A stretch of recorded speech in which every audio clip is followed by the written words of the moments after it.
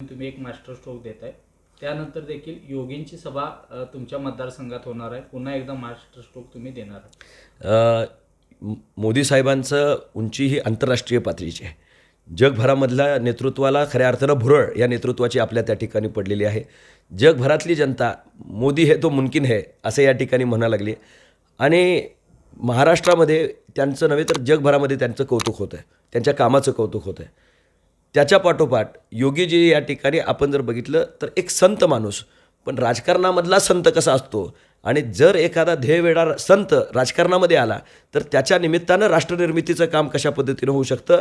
एका विकसित देशाचं स्वप्न पंतप्रधान पाहतायत आणि त्याच विकासाला दुगतीनं या ठिकाणी पुढे घेण्याचं काम सन्माननीय योगीजी त्यांच्या राज्यामध्ये त्या ठिकाणी करतायत.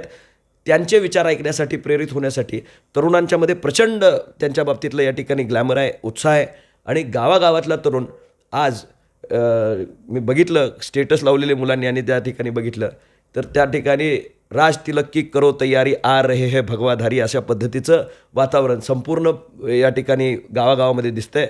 भगवी वस्त्र धारण केलेला, सामान्यांना आपलासा वाटणारा आणि खऱ्या अर्थानं कामातनं स्वतःची छबी या ठिकाणी तयार करणारा मुख्यमंत्री म्हणून त्यांची राज्यभर आणि देशभर त्यांची छबी त्या ठिकाणी तयार झाली आणि तेही या ठिकाणी कोल्हापूर जिल्ह्यामध्ये येत आहेत, माझ्या लोकसभा मतदारसंघामध्ये येत आहेत. सोने पे सुहागा ज्याला आपण असं म्हणू, आज मोदी साहेब येत आहेत आणि 2च दिवसामध्ये खऱ्या अर्थानं योगीजीसुद्धा या ठिकाणी इचलकरंजीमध्ये येत आहेत. हे आमच्यासाठी अत्यंत बळ देणारं आणि ताकद देणारं या ठिकाणी प्रसंग आहे. ठीक. स्वाभिमानी शेतकरी संघटनेचे नेते आहेत, मात्र ठाकरे गटांच्या उमेदवारांकडून गद्दारांना मत नाही अशा पद्धतीचा प्रचार आहे तो केला जातोय. याला आता तुम्ही कशा पद्धतीने उत्तर देणार? आमची इमानदारी आमच्या जनतेच्या पायाशी आहे.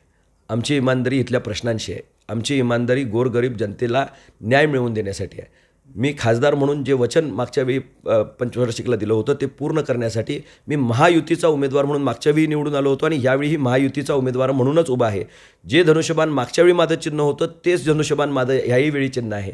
माझ्या मतदारसंघातले प्रश्न निवडून सोडवत असताना मागं मला मोदी साहेबचं नेतृत्व होते आणि राज्यामध्ये शिवसेना माझा पक्ष होता.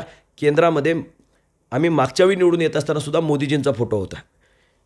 शिवसेनेचे उमेदवार म्हणून आम्ही उभे होतो. धनुष्यबाण आमचं चिन्ह होतं. महायुतीचे उमेदवार म्हणून उभे होतो.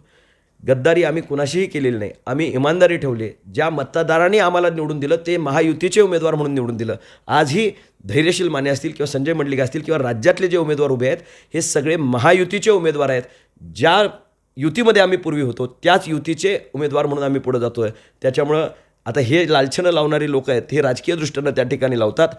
कुणीतरी मार्ग चुकला म्हणून त्यांच्याबरोबर आम्ही चुकलो नाही म्हणून वाईट झालो हे जर त्यांचं मत असेल तर आम्ही योग्य दिशा पकडली आणि जी देशाला राष्ट्राला पुढे नेणारी दिशा आहे, माझ्या मतदारसंघाच्या सर्वांगीण विकासाला बळ देणारी दिशा आहे, त्याच दिशेला आम्ही या ठिकाणी उभे आहोत. खरं तर राजकारणातील प्रत्येक अचूक बातमीचे सर्वात आधी अपडेट्स मिळवण्यासाठी सरकारनामाच्या सर्व सोशल मीडिया प्लॅटफॉर्मला लाईक, फॉलो आणि सबस्क्राईब करा. तसंच सर्व नोटिफिकेशनसाठी बेल आयकॉन प्रेस करायला विसरू नका.